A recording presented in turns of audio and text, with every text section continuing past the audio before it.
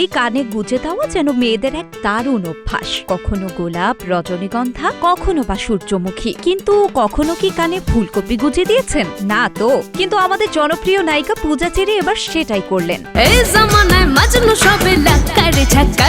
কানের পাশে ফুলকপি গুজে ফেসবুকে পোস্ট করে বসলেন পূজা। এতে নেটিজেনরা যেমন হেসে কুটি কুটি, তেমনি প্রশংসার ফুল ছড়িয়েও কম নেই। ফুল বা সবজি সে যাই হোক, নায়িকা তো সেই গ্ল্যামারাস, তার থেকে কি আর চোখ সরানো যায়?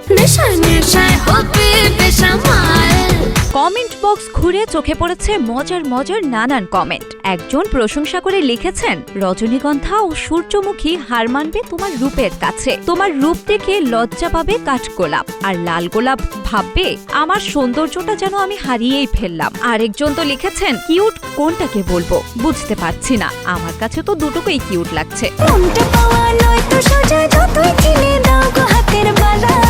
শিলা ইসলাম, গ্রিন টিভি ডিজিটাল।